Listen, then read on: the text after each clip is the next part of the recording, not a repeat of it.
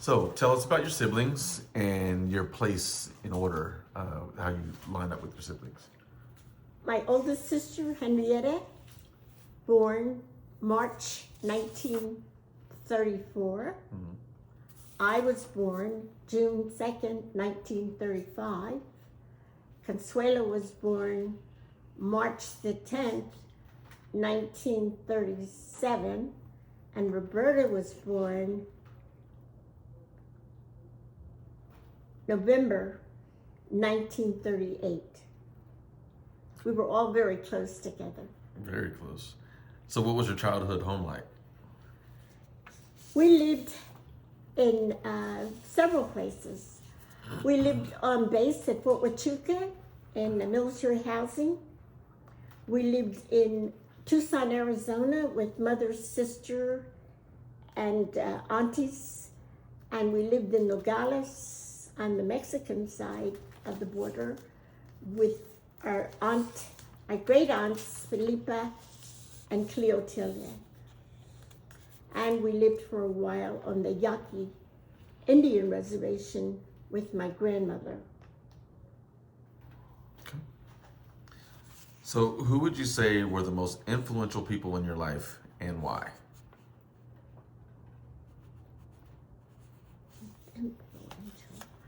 I would have to give it to my father. He was a strict military man, but he taught us values of how to treat people and understand people, how not to judge people, but how to be careful who we let into our lives. He had strict rules about your personality as far as honoring adults, honoring you're taking care of your siblings, and most of all, how to be on time. That was his deepest thing that I can remember. If you have to be someplace at 9 o'clock, you should be there by 8:30. And that has helped me throughout my professional career. Yeah. Okay. What traditions or customs were important in your family? Mostly holidays that everybody met at one house, and although it was crowded, there was special tables for children that ate in the kitchen, and the adults ate in the living room at the big, beautiful table. But as we got older and my dad moved to his own home after he got out of the military, we all ate at the same table at the same time. Okay.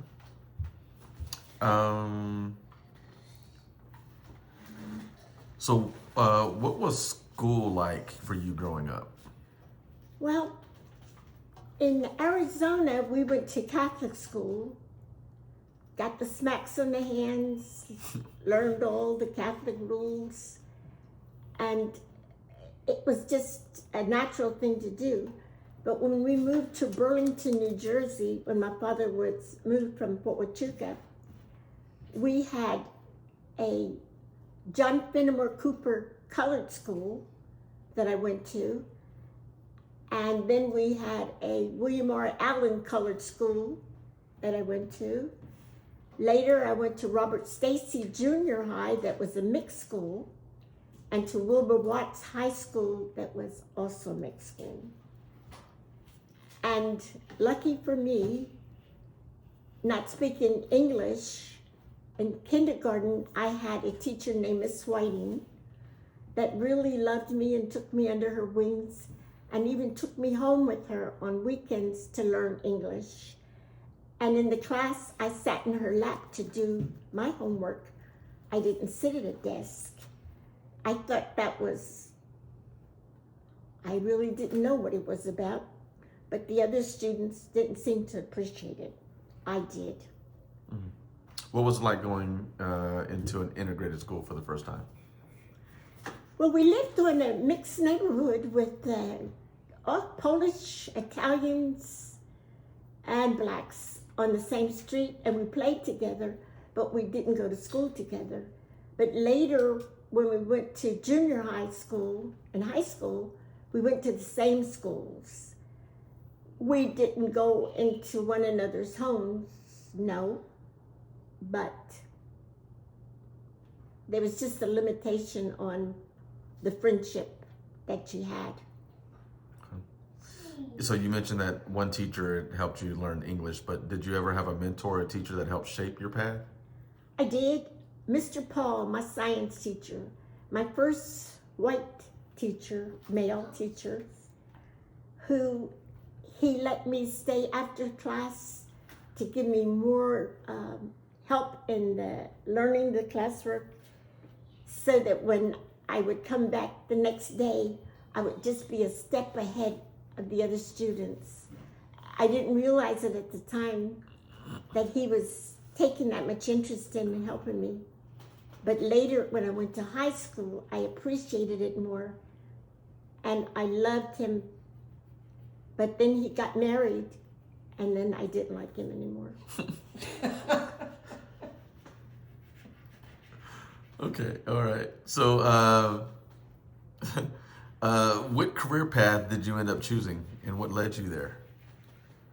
I really didn't choose a career path until I had graduated high school and really wanted to be a flight attendant.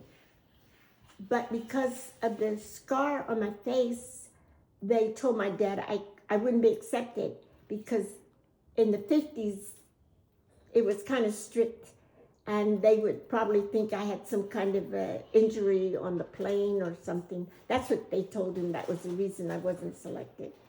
But from there, I decided, well, I was going to be a nun. So I went to take classes to be a pink nun. They took care of orphan children. Mm-hmm. So I got a lot of tutoring on how to be this nun. And then my friend who had been gnawed in the face by a dog, Joan Weiss, she decided she was going to be a nun along with me. But as we got older, we looked at one another and we decided, I don't think so. So then from that point, I decided to be a fashion designer, and I went to Amber School of Design for about a year and a half. And then I got married, and that stopped. Hmm. Going back to something that you said that was pretty impactful, but we didn't ask any follow-up questions, but we're going to go back to it now, is that you mentioned that you were, you didn't speak English, presuming that it was Spanish that you spoke mm-hmm. growing up, mm-hmm. and that you sat with a teacher that helped you learn English. Mm-hmm. So knowing you now, what made you lose the ability or the capabilities of speaking your first language now? You know, really, to jump a little further, really, when I started to go to college, you had to pick a language. And Spanish in El Paso, Texas, was one of the main languages that everybody took. But I decided I'm going to take Russian. I don't know why I said Russian. I knew nothing about Russia. But my light bulb popped on and said that's what I was going to take. When we were children speaking Spanish, and my dad left us with his sisters, they called us gypsies because we looked a little bit different and we spoke a little bit different. Mm-hmm. But when we spoke Spanish to one another, we got our mouths washed out with the soap. We were put in the cellar we lived on the Delaware River, and the river rats were there. Then we had to stay outside. We stood on one foot in the corner, and for some reason we thought all this ugliness was because of the language of what we were saying, and we couldn't figure out what we were saying that was so bad mm-hmm. that we were being punished for it. Mm-hmm. And I think that's what made me dislike the language. Mm. So because you were in an area that you predominantly spoke Spanish, you went to the East Coast where no one knew how to speak it, and they were offended by you speaking a language that they weren't familiar with or comfortable with. Right. So you were punished for speaking a language, not for the content of what you said, but just for speaking the language. They don't know what we're saying. Yeah. Okay, all right. But then on the other hand, Miss Whiting, who was my tutor to teach me English, she got something out of learning Spanish because later she moved to Arizona to teach. So later on, I didn't realize this till years later when she came for a visit. You gave her a head start. That she said she helped me, but on the other hand, I helped her. Awesome. All right, so since you mentioned that you were born in 1935, we'd like to ask you the next question is, what major historical events do you remember experiencing firsthand? Well, I know one thing, that everybody loved Franklin Delano Roosevelt. And when we didn't have TV, but at night when he spoke, everybody gathered around the radio to hear what he had to say. I remember when Pearl Harbor was bombed. This was a major thing. People were crying. It was chaotic.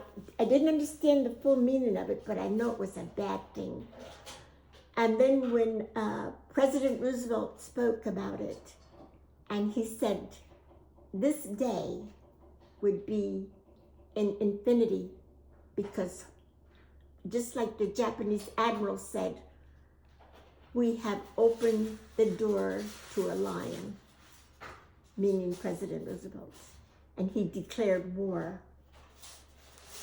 And then we didn't have TV, but we had movies. It was called a newsreel, that when you went to the movies, you got to see a newsreel, and it was about Pearl Harbor, and it was showing the ships being torpedoed and the devastation of it all. So I remember that part. I remember when he died, it was a hard and bleak time for everybody. I remember the Korean conflict because I was in high school when this broke out in the 50s. And then so many of the young men that I graduated with, there's a memorial on downtown Philadelphia that has the list of all of the men, the young men in Philadelphia that died in Korea. So were you involved or impacted by the civil rights movements? Yeah, I had a feisty sister, Consuela. She is the one that, she went to both of Martin Luther King's marches. I didn't get to go, but she would come back and speak to groups of African women about what she had witnessed and what impact it on her life of what he had to say. And of course, quiet was all through the place when he spoke. So we heard all of his beautiful speeches. But my sister was very active in it. In fact, she became the head of they called us colored back then, not black. She became the head of colored women's societies to bring out things that Martin Luther King was saying that he wanted to happen for the children. Yeah. Wow. All right. So what challenges did you face and how did you overcome them during the civil rights movement? Well, that's another story. My father, after he got out of the army, he bought a home in Philadelphia. Now, this was totally different. And not all the prejudice that was in New Jersey, because he decided to pay that extra tax so that we went to school, which is far away. We had to take the bus, the trolley, and then the subway to get to school. But he wanted us to go to the Jewish sector of Philadelphia, where all the high learning was. Had some beautiful teachers there, no prejudices, that everybody got along good together, the whites, the blacks. And I got to be mentored by some of the parents, the children that liked me. And then I got to go to a lot of all white places that most blacks didn't attend because my father had put us in such an area. Mm-hmm. So it's amazing how God always has something to spark your life. When you think it's bleak, He puts somebody like Miss Whiting, not being treated nice by my aunts, but treated beautifully by my teacher. So I just think things like that happen to us. So, but my dad was able to afford to send us to an area like that where we didn't have prejudice, mm-hmm. although it was prominent, yeah. Okay. So what message would you like to pass down to the younger generation? You know, I pulled out something that I have here. And one of the lessons I have is not to be handcuffed to your failures, living in a cemetery of your past. Let dead things stay buried. Don't keep digging them up. And that is also something I apply to myself. Mm-hmm. Everything is not beautiful, but there is a lot more beauty if you look at it, the way you live it. Okay. Mm-hmm. Now, there was something that you mentioned when we were talking about losing the language and the ability to speak Spanish, but you had said something that triggered, and I would like to have you elaborate. You mentioned at one point that you decided to learn Russian, and so I think there's a whole story that goes with that. So do you mind backpedaling to that whole genesis of that story that you right. lightly glazed over yes. in one of your answers? Yes, that's true. So anyway, 35 years of federal service, and my son died in September 19.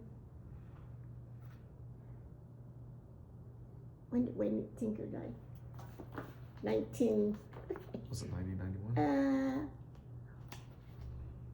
1950. No, he didn't. 91 was it? 92. Okay, forgive me there. He died in 92.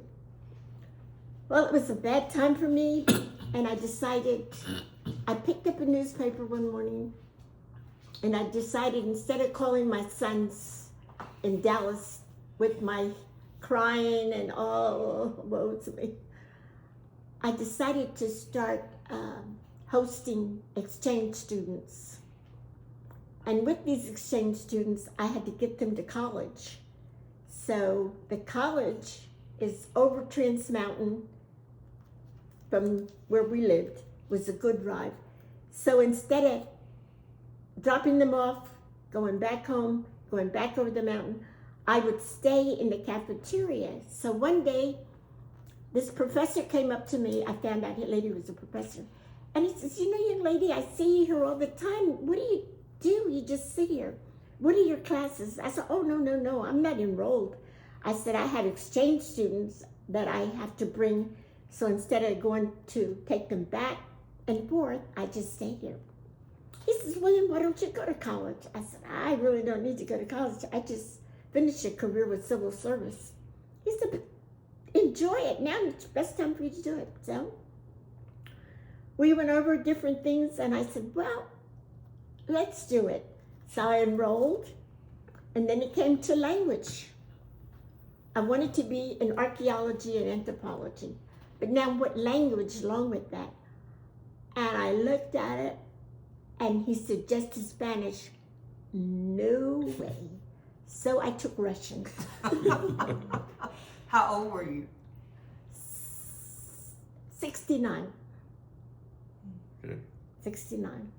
Wow. So I enrolled in college, and there I was with my Russian professors, Dr. Valery Schechter.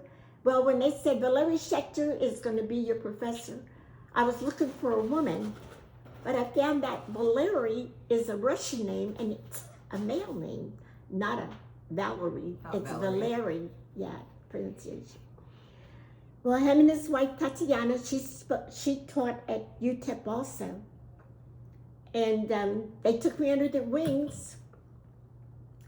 I did well in Russian, and then I met Dr. Danek. He was a professor from Ukraine, and then I became the president of the Russian club. I don't know how I got picked, but I did. But I was the president, and so being with the students and all, and the extra tutoring that I got from Dr. Schechter, even to go to his home with him and his wife and learn Russian culture and different things like this. And then they decided they're going to Russia, and they put me in for a scholarship. So they wrote a letter to the dean for me to have a scholarship to Russia because of my wonderful way of dealing with the Russian students. Hold up, 69-year-old woman getting a scholarship, Russian scholarship. Amen. Black woman became the president of the Russian club. Wow. Okay. So I'm excited about it, and here I am off to Russia. We got there, and the people it was a poor country, but the history of the country was beautiful. Catherine's Palace. But first of all, before I get to Catherine's Palace, we flew to St. Petersburg. And from St. Petersburg, we took the overnight train to Moscow. And from Moscow, we took a plane to Odessa in the Ukraine. We got on our university ship that we were going to be on for 5 weeks. We crossed the Black Sea into Yalta. We went to see where Churchill, Roosevelt, and Stalin signed the peace treaty. And then we traveled up the Dnieper River to Bexavara, back to Kiev. And from there, we got back to St. Petersburg, where we went to all the historical places. And every place I went, the people kept gathering around me, touching me. So I told Dr. Schechter, I said, I don't know what it is that they're doing. He said, Miss Paige, let me tell you what it is. They love the black. And haven't you noticed in the churches, all of the icons are black with woolly hair. There's not a blue-eyed, blonde-haired Jesus. The true depiction.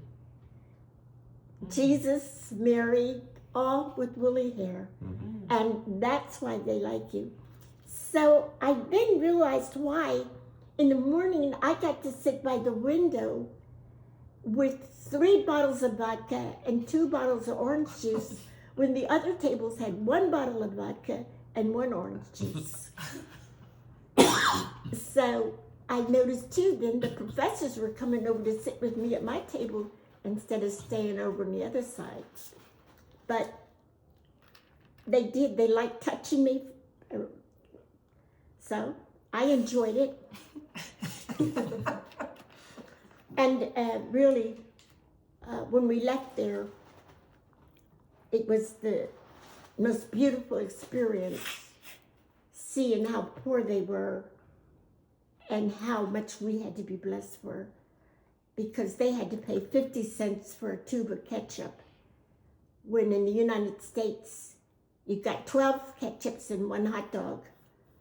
And there, they had to pay 50 cents. So as soon as we left our table, they gathered up all the little empty packets and took them. And which opened our eyes to see how blessed we were over little things that they thought was super, you know. Wow. So were you So able then- to be a part of or experience any political movements while your time in Russia, or meet Yes. some influential figures? Yes, yes. We got to go see Lenin. And when you go into his tomb, there's absolute quiet. And you had to take your shoes off and put on cloth slippers to walk through. No talking and on the subway, no talking. On the buses, trolleys, no talking. Russians were very stoic. No laughing. They would look at us when we would laugh and make noise in the trolleys or buses. And it was amazing how much we take for granted in our country, that you hear laughter and talking all the time, and here these people say nothing, absolutely nothing, that are without anything. And I happened to meet an admiral there that came to talk with us, and his people hadn't been paid in months. And our professor there, Tatiana, also, she was only being paid with vodka and nylon hose. So that was in 96. So I got a scholarship back in 97 to go back. But this time when I went back, I got the students in the Russian club and some of the faculty. So we went throughout El Paso getting donations to take back with us in 97. So I got a lot of donated jeans. They love blue jeans. So we got a lot of blue jeans. A lot of the restaurants that I attended, they donated money that we could buy tea bags to take back with us, and coffee, aspirin, basic things that the people there didn't have. Ketchup, we took a lot of ketchup back, donated by restaurants, and mustard, and just lots of children's clothes, shoes, everything. So when we got back, and Dr. Schechter says, "Miss, we're ready to go give them the donation." So we take everything up, and the admiral, he comes in, says hi to me again. And then they empty it out in the floor. It's just piled up. And all of a sudden, there are people just loaded in there, grabbing and taking. And it just made you cry to see how they cared about something like this, where I don't know what it would have been like in our country to put something out like that, you know. So he said to me, in Russian, the little that I did speak, tears coming down his cheeks. He says, "I had nothing to give you." And I said, "No, don't worry, that's okay. So he gave me his admiral hat with his name in it, and his military hat. And I still have them to this day. Yeah. And the people were just so jubilant, and they gave me lots of black caviar. I didn't take the yellow or the orange, but I did bring back with me lots of caviar, which gained me lots of friends. All right. So, a couple of closing questions. So, what does community mean to you? Community?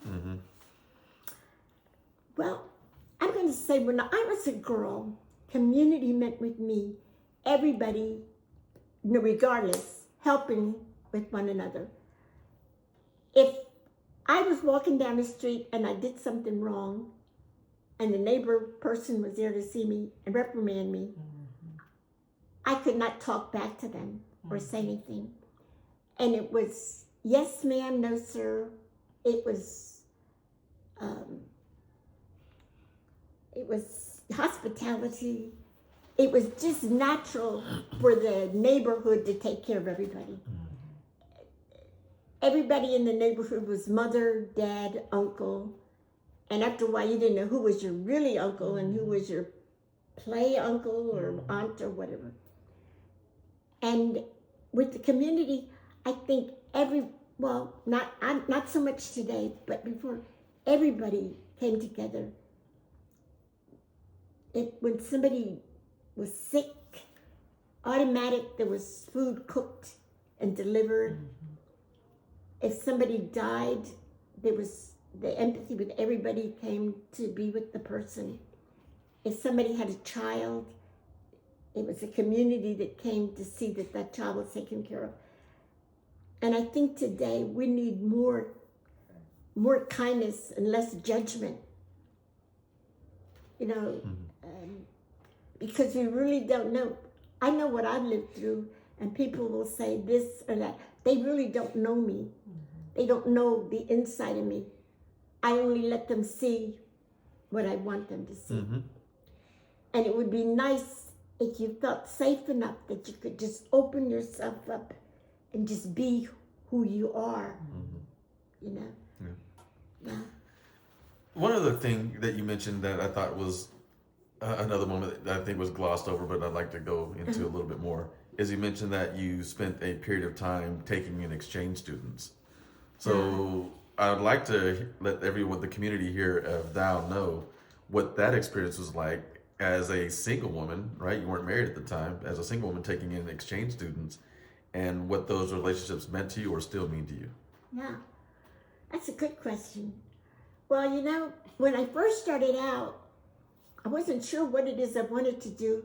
I thought having 4 sons, it would be easier for me to deal with boys than girls.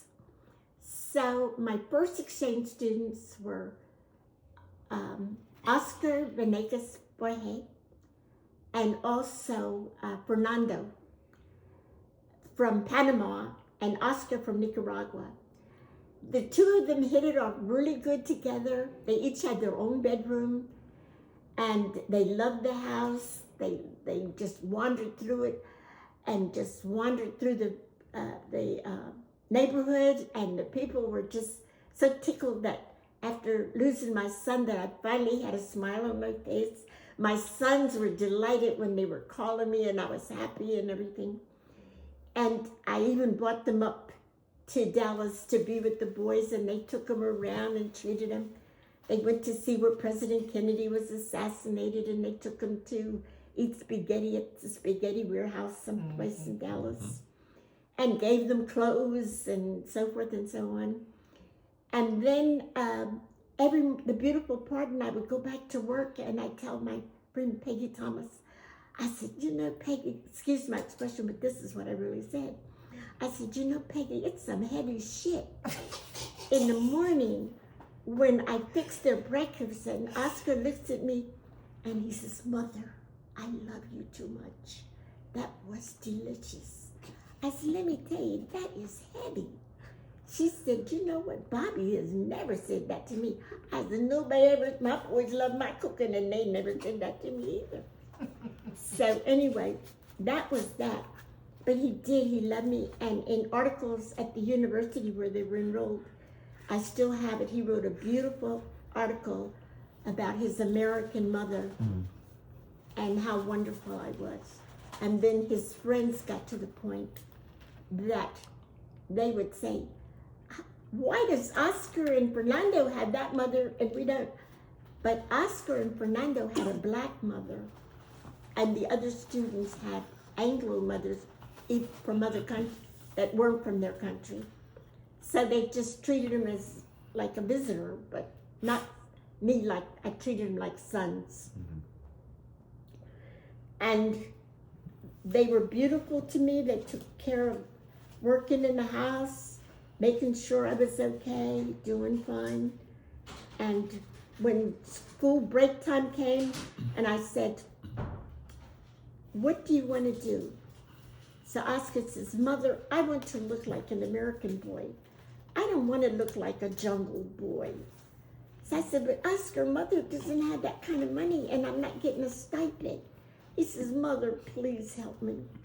So I started taking him to the barber shop to get his hair done, so it wasn't bushed out all over. Anyway, he loved me so much for that, and it just made my heart feel good.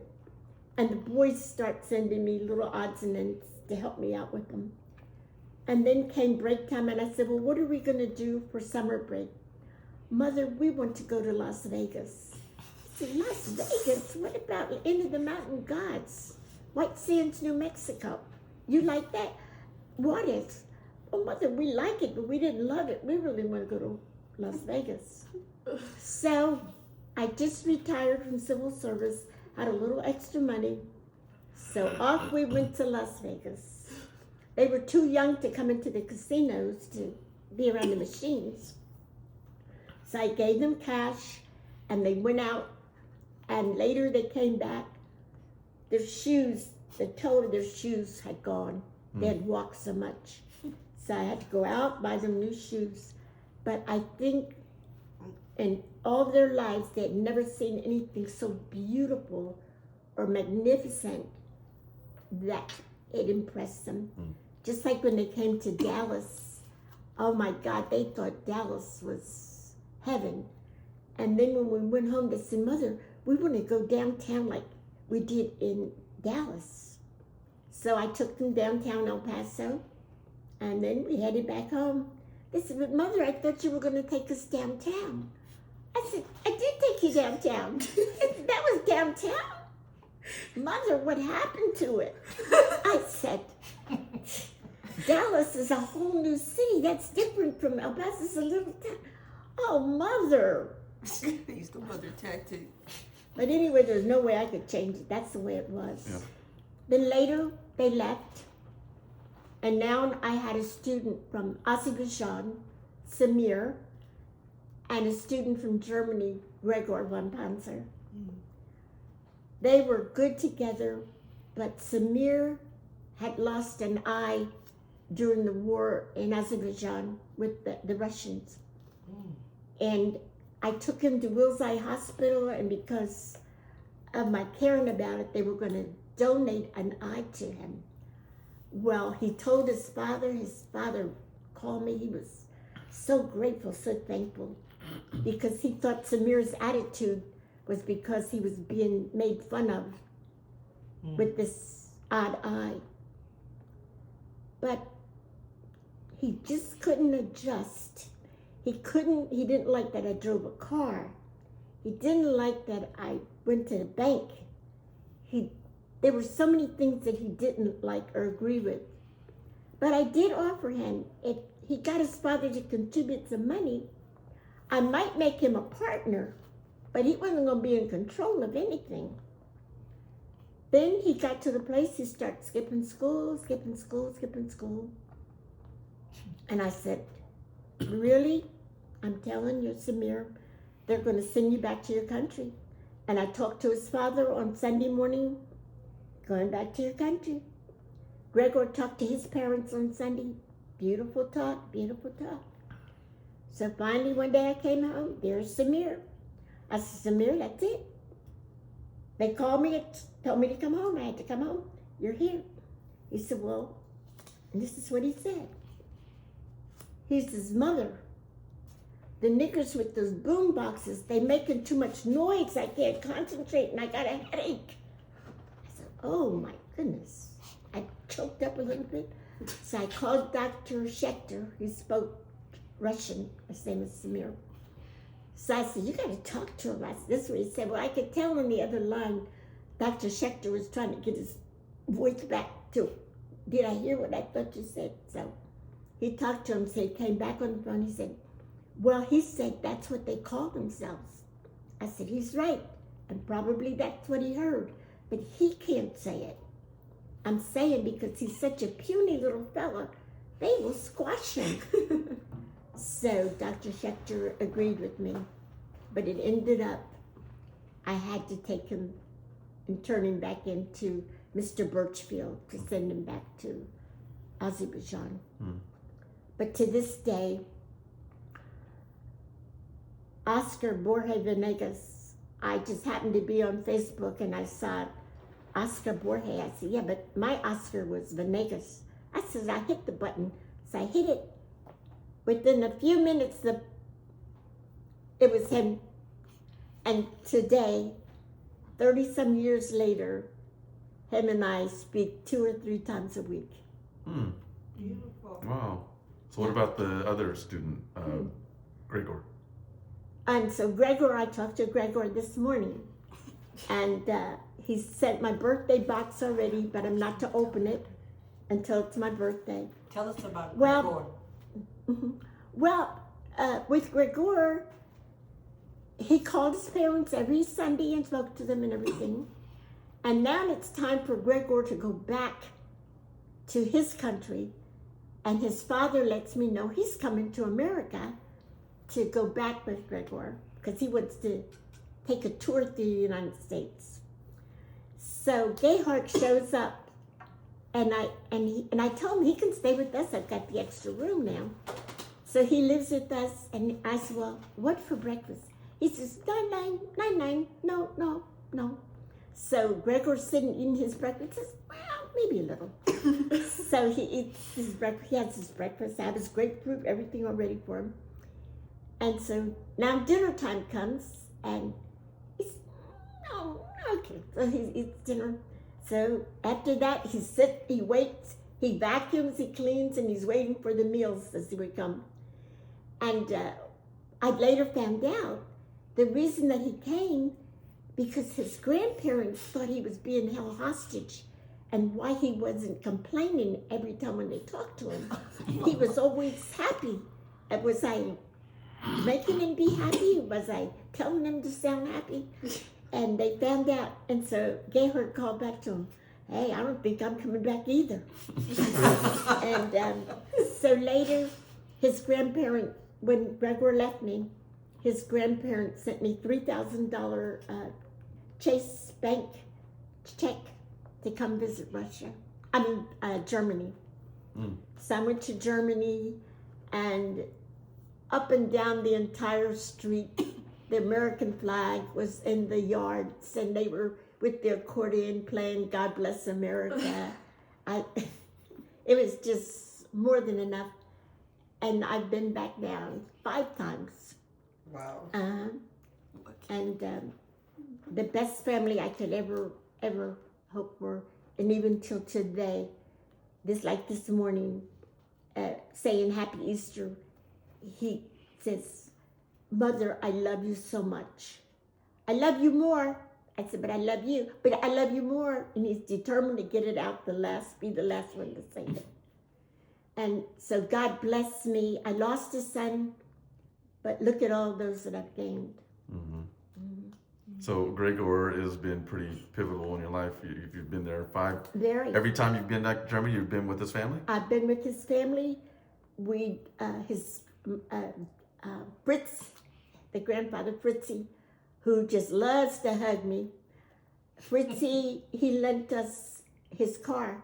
And Gregor said, Lily, he must really love you. He don't let anybody drive his car. But he let us have his car to go to Paris. Mm-hmm. When we got to Paris, some of Hannah, Gregor's mother, Hannah, her friend invited us. So I thought we were at a resort, but that was her friend's home. There was 10 bedrooms, 8 bathrooms, and they celebrated my birthday there. Was my 65th birthday. So must have been my 65th birthday, 1992. I don't know. Let's forget about all that.